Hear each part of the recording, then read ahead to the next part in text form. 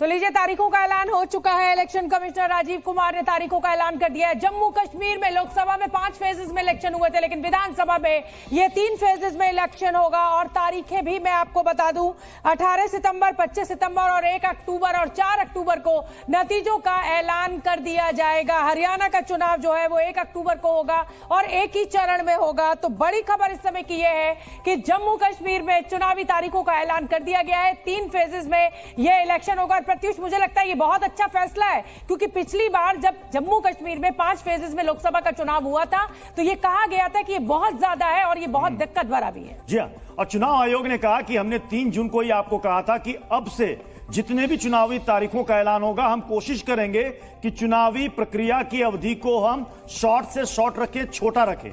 तो इसलिए जम्मू कश्मीर में जो कयास लगाए जा रहे थे कि 5 से 6 चरणों में वोटिंग हो सकती है, उन्होंने कहा कि हमने इसको 3 चरणों में कर दिया है। हरियाणा में पिछली बार भी एक ही चरण में वोटिंग हुई थी, इस बार भी एक चरण में वोटिंग होगी। 2014 में, इससे पहले 10 साल पहले जो चुनाव हुआ था शोभना, तब भी 5 चरणों में ही वोटिंग करवाई गई थी। और मुझे लगता है इलेक्शन कमिश्नर को 4 तारीख से विशेष मोहब्बत है। देखिए, 4 जून को लोकसभा के नतीजे आए थे और 4 अक्टूबर को ये हरियाणा और जम्मू कश्मीर के नतीजे आने जा रहे हैं। नतीजे आए थे 24 अक्टूबर को, बिल्कुल, और जो वोटिंग हुई थी हरियाणा में 21 अक्टूबर को। 4 तारीख जो है उसे विशेष प्यार दिखाई दे रहा है इलेक्शन कमिश्नर साहब को। और हमारे साथ colonel retired Shailendra, defence expert के रूप में जुड़े हुए हैं। शैलेंद्र जी, लोकसभा का चुनाव 5 चरणों में हुआ था और इस समय जम्मू रीजन में स्थिति काफी गंभीर है आतंकी हमलों को लेकर। उसके बाद 3 चरणों में इस चुनाव को अंजाम दिया जाएगा। कैसे देख रहे हैं आप इसको? और जय हिंद, नमस्कार। देखिए, अगर आप JNK में सिक्योरिटी सिचुएशन को एनालाइज करेंगे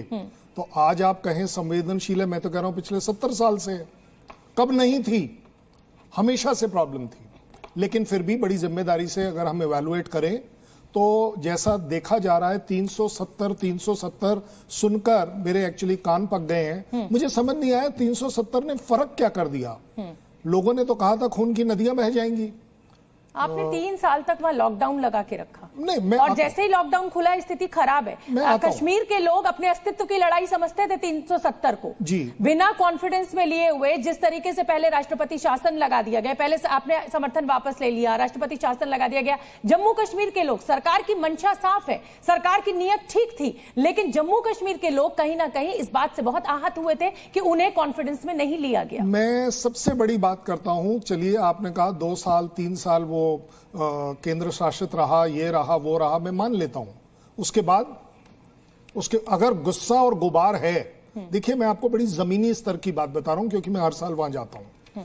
लोगों ने 370 एक्चुअली वेलकम किया कि यस, कम से कम अब हम एक नॉर्मल स्टेट की तरह रहेंगे, हम हमेशा एक स्पेशलाइज स्टेट की तरह नहीं रहेंगे।